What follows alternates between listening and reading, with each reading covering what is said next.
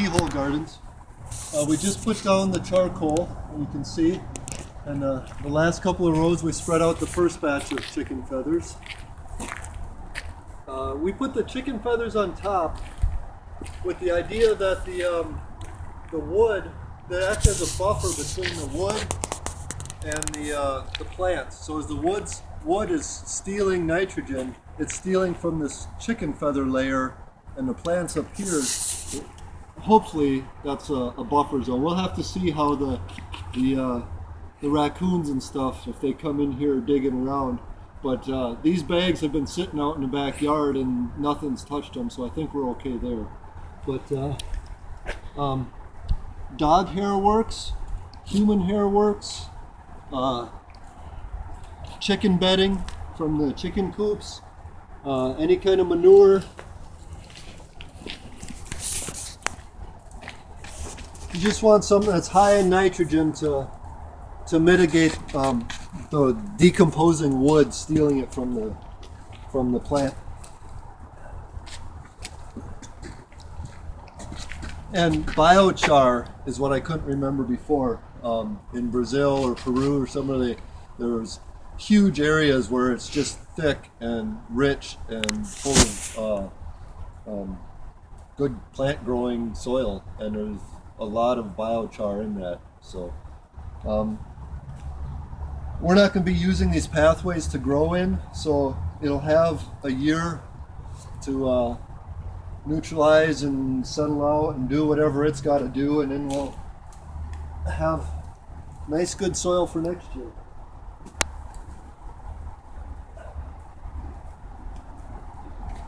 The second bag is stinky. It's been sitting here for about a month in the backyard.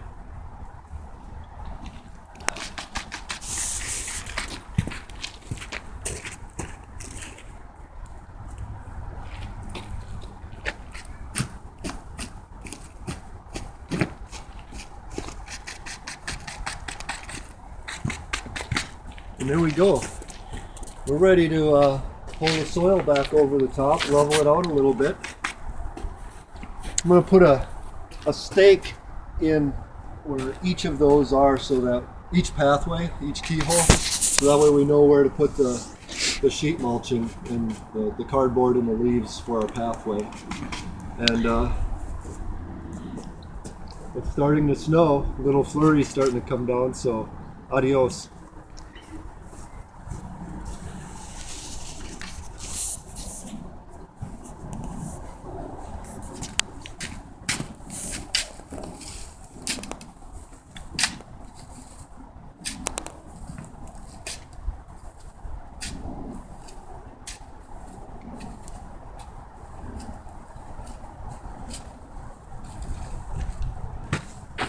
Oh, I forgot steaks. Got to get some kind of steak in there so we know where it is.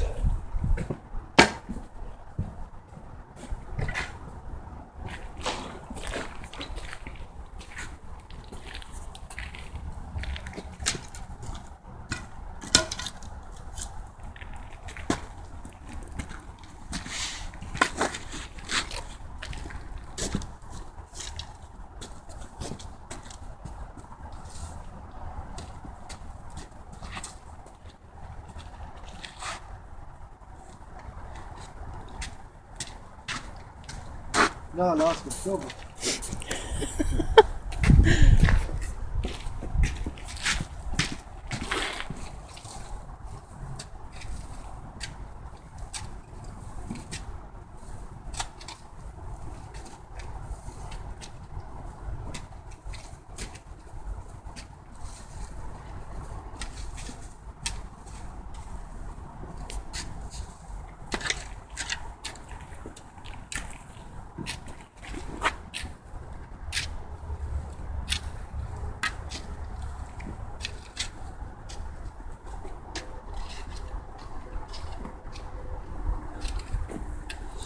This sandy loam is really nice fluffy soil. Tomato roots, the plant roots, they're really going to be able to spread through this stuff nicely. I'm excited.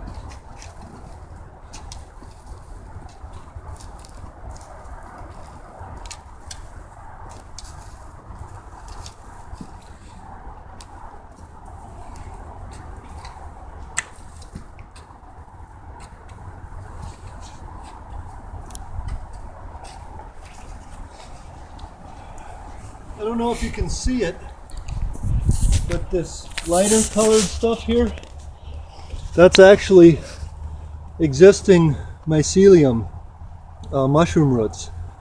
Under the fire pit there was a giant tree, and we had mushrooms about that big growing off of whatever that stump was all the way out here. And I think that's what that mycelium is. May not be an edible mushroom, but it still helps the plants, so we're glad to have it there. It's also a good indication that there's a lot of organic matter already in the soil.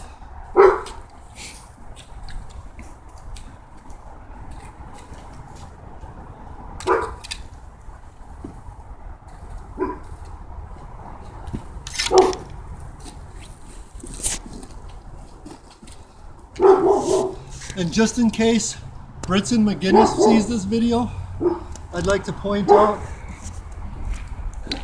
that that's chicken foot skin that came off very easy when we were plucking these chickens. So when you're scalding your chickens to pluck them, get those feet rolling in the water, that skin pops right off.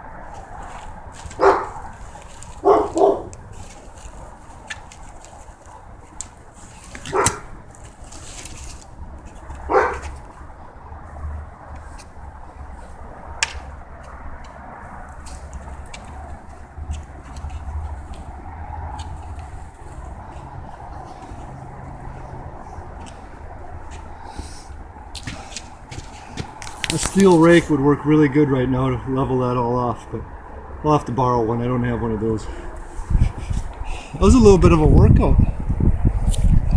A little bit? You did all that by yourself. Yeah, this whole project was one day. It's Sunday. I think our hardy soil was very, very helpful. Very forgiving. Yes. I'm gonna sleep good tonight. Yeah. See the snow? Yeah, it's coming. Okay, well.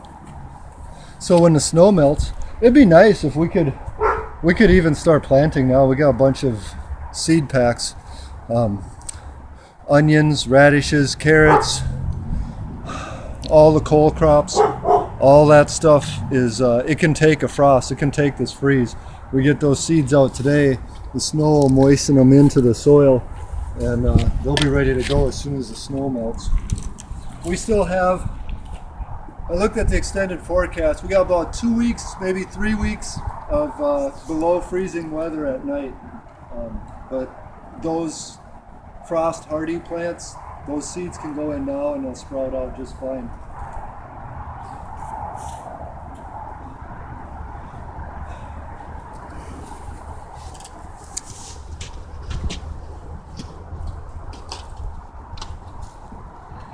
Okay. Sorry, love. I got your butt.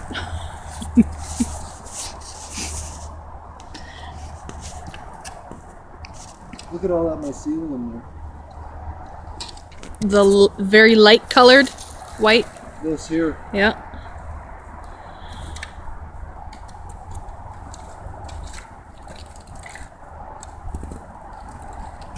Incidentally, we got a whole crap ton of Monarda here that we dug out. I don't know if anybody needs any. Any of you North Minneapolis folk,